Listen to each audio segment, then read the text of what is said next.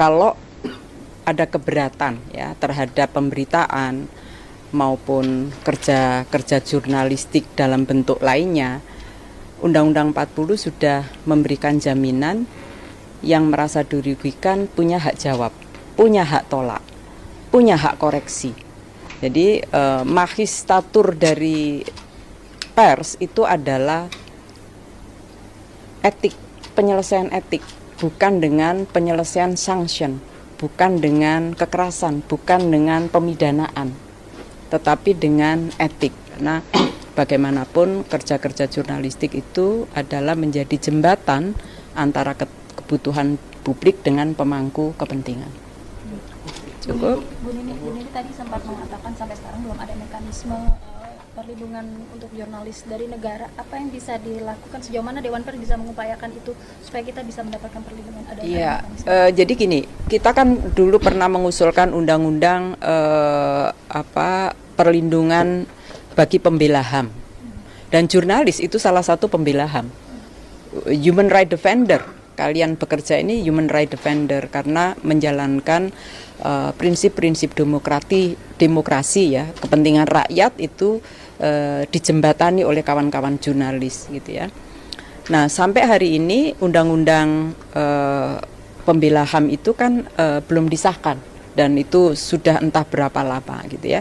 Dewan Pers sebagai institusi yang diberi mandat untuk memastikan kesejahteraan wartawan, kesejahteraan wartawan itu bukan hanya gaji dan jaminan kesehatan, tetapi juga keselamatan kerja, selama ini hanya dinaungi oleh perusahaan. Padahal keselamatan jurnalis itu adalah tanggung jawab negara.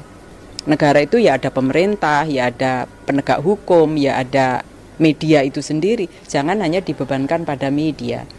Nah, dalam konteks inilah Dewan Pers sampai akhir masa jabatan saya ini sedang mengupayakan, sedang membentuk tim seperti satuan tugas begitu ya, karena satuan tugas yang ada itu hanya internal Dewan Pers dan teman-teman jurnalis. Jadi KKJ itu Komite Keselamatan Jurnalis itu hanya Dewan Pers dan teman-teman jurnalis begitu ya, organisasi jurnalis. Maka sekarang akan diperluas dengan melibatkan kementerian lembaga. Misalnya yang langsung berhubungan adalah LPSK, Lembaga Perlindungan Saksi dan Korban. Kita tahu Lembaga Perlindungan Saksi dan Korban itu mestinya tidak hanya melindungi dalam konteks kasus-kasus tindak pidana dan hanya melindungi manusianya, tapi harusnya juga melindungi alat kerja. Karena kekerasan yang dilakukan terhadap wartawan itu khas, bukan yang dirusak itu bukan hanya manusianya, tapi alat kerjanya. Nah, mekanisme perlindungan terhadap alat kerja ini yang kita perlu pastikan di LPSK ada. Jadi satu, kita gandeng LPSK.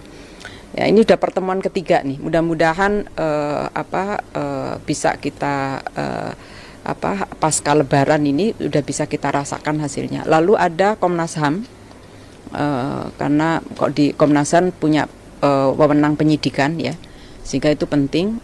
Lalu ada Komnas Perempuan, karena jurnalis perempuan yang 87% tertinggi ya, jumlahnya paling banyak, jumlahnya lebih banyak jurnalis laki-laki, tapi kekerasan yang dialami jurnalis perempuan itu khas. Jadi 87% itu mengalami pelecehan seksual, termasuk di ruang siber.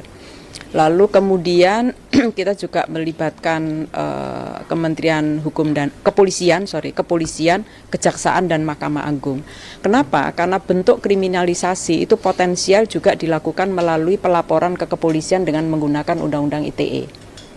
Lalu gugatan ganti rugi melalui gugatan perdata.